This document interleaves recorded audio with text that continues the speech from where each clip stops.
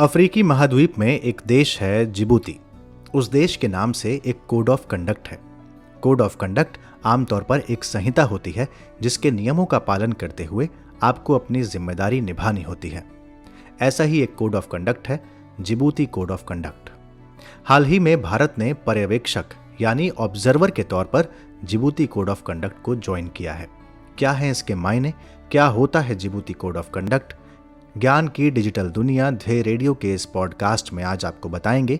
मेरा नाम है अंजुम शर्मा।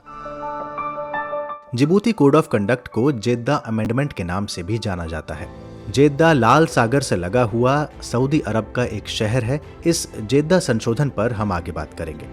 तो Djibouti code of conduct Red Sea यानी लाल सागर, गल्फ ऑफ एडन यानी अदन की खाड़ी और अफ्रीका के पूर्वी तट से सटे 18 देशों का एक संगठन है। इस संगठन के अस्तित्व में आने के केंद्र में समुद्री मुद्दे, उनकी चुनौतियां और समाधान हैं। भारत के विदेश मामलों के मंत्रालय ने पिछले दिनों कहा कि 26 अगस्त को इस संगठन की एक डिजिटल बैठक हुई। इस बैठक के बाद भारत पर्यवेक्षक यानी ऑब्जर्वर के रूप में इस संगठन से जुड़ गया। भारत के अलावा जापान, नॉर्वे, ब्रिटेन और अमेरिका भी जिबूती कोड ऑफ कंडक्ट में ऑब्जर्वर के रूप में शामिल हुए हैं। पश्चिमी हिंद महासागर क्षेत्र, अदन की खाड़ी और लाल सागर में समुद्री जहाजों पर होने वाली चोरी और सशस्त्र डकैती से निपटने के लिए जिबूती आचार संहिता यानी जिबूती कोड ऑफ कंडक्ट को 29 जनवरी 2009 को अपनाया गया था। इसके तहत संदिग्ध जहाजों को रोकने और उस पर मौजूद सामान को जब्त करने से लेकर उन लोगों की जांच करना और गिरफ्तारी करना शामिल है जिन पर समुद्री जहाजों से सामान चोरी करने अथवा समुद्री डकैती करने का संदेह है। विशेषज्ञों की माने तो जिबूती कोड ऑफ कंडक्ट से जुड़ने के बाद हिंद महासागर क्षेत्र में भारत का रणनीतिक रूप से पलड़ा भारी होने की संभावना है, क्योंकि इस संगठन से भारत ऐसे समय में जुड़ा है जब चीन हिंद महासागर क्षेत्र में अपना सैन्य प्रभाव बढ़ाने के लिए संगठित प्रयास कर रहा है। लेकिन भारत के लिए इसका क्या महत्व है? ध्येय IAS में अंतर्राष्ट्रीय संबंध के प्राध्यापक विवेक ओझा कहते हैं कि भारत और विश्व की आर्थिक समृद्धि और स्थिरता के लिए जरूरी विवादित समुद्री मामलों और समस्याओं के समाधान के लिए ये बेहद जरूरी कदम है।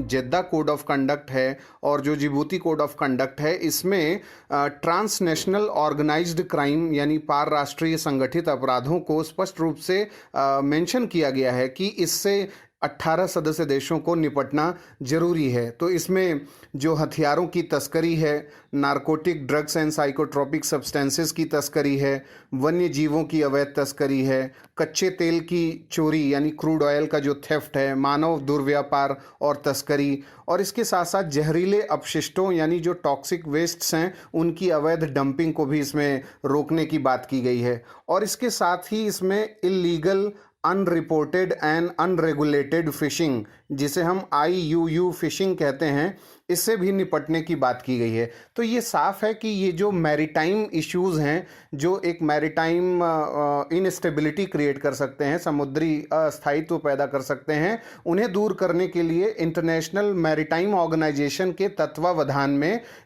ये कोड ऑफ कंडक्ट काम करता है। और भारत इससे जुड़ करके एक जो सस्टेनेबल इकोनॉमिक डेवलपमेंट है और जो सस्टेनेबल डेवलपमेंट गोल्स भी हैं, उनको अचीव करने में महत्वपूर्ण भूमिका कंस्ट्रक्टिव तरीके से निभा सकता है। जिबूती कोड ऑफ कंडक्ट में सदस्य देश समुद्री डकैती को रोकने के लिए राष्ट्रीय और क्षेत्रीय प्रशिक्षण पर जोर देते हैं, राष्ट्रीय कानून को मजबूती देते हैं, सूचना साझा करते हैं और समुद्री डोमेन में जागरूकता पैदा करते हैं और समुद्री डकैती के खिलाफ क्षमता बढ़ाने के लिए संचार, समन्वय और सहयोग के लिए एक रूपरेखा पेश करके सहमति बनाते हैं। वर्ष 2017 में इस कोड ऑफ कंडक्ट को समय के हिसाब से बदला गया और सऊदी अरब के जेद्दा में एक बैठक हुई जिसमें संशोधित आचार संहिता को अपनाया गया। इसे जेद्दा संशोधन या जेद्दा अमेंडमेंट के तौर पर जाना जाता है। जेद्दा अमेंडमेंट में ब्लू इकोनॉमी की महत्ता को पहचाना गया और शिपिंग, मत्स्ययन, पर्यटन में सस्टेनेबल डेवलपमेंट, फूड सिक्योरिटी, रोजगार जैसे मुद्दों को भी शामिल किया गया। लेकिन इन सब के बीच पिछले कुछ वर्षों में अफ्रीकी महाद्वीप में चीन का निवेश लगातार बढ़ा है। तो भारत की मुश्किल ये है कि किस तरह से अफ्रीका में चीन को काउंटर किया जाए। इस सिलसिले में अफ्रीकी देशों में भारत ने अपनी उपस्थिति दर्ज करवाने के लिए हाल के वर्षों में क्या रणनीति अपनाई है, विवेक ओझा बता रहे हैं।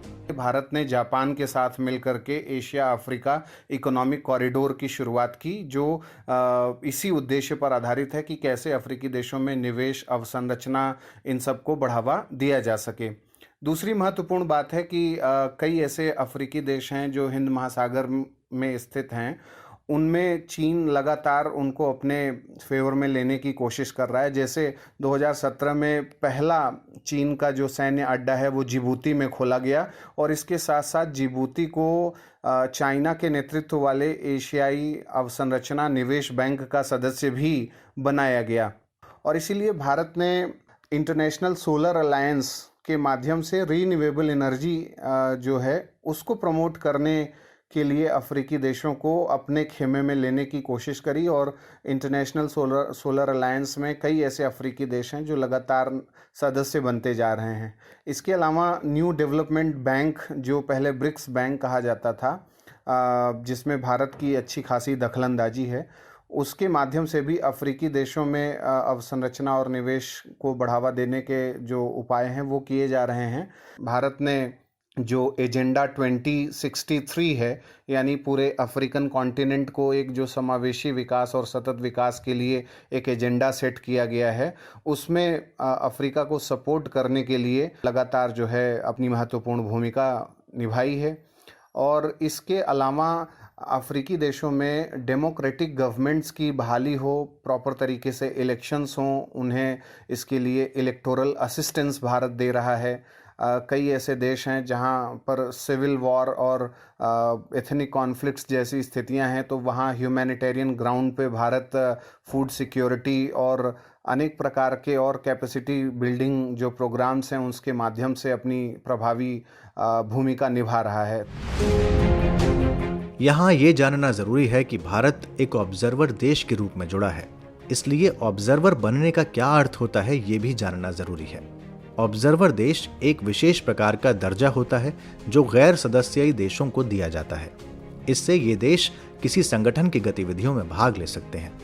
ऐसे देशों को मताधिकार नहीं दिया जाता और सीमित गतिविधियों में भाग लेने की अनुमति दी जाती है। हालांकि ये दर्जा सबको नहीं मिलता, इसमें भी शक्ति, सामर्थ्य और उस संगठन के विचारों के मेल का खेल होता है। तो जिबूती कोड ऑफ कंडक्ट या जेद्दा संशोधन में भारत का पर्यवेक्षक देश के तौर पर शामिल होना भले बहुत बड़ी बात न हो, लेकिन कई अंतर्राष्ट्रीय मामलों में ये अहम जरूर है। तो ये था आज का ध्येय पॉडकास्ट। इस तरह के और भी पॉडकास्ट सुनने के लिए सब्सक्राइब कीजिए ध्येय IAS के YouTube चैनल को और नोटिफिकेशन बेल को ऑन रखना ना भूलें। ये पॉडकास्ट ध्येय IAS की वेबसाइट पर भी सुना जा सकता है। अगली प्रस्तुति के साथ जल्द हाजिर होंगे, तब तक के लिए नमस्कार।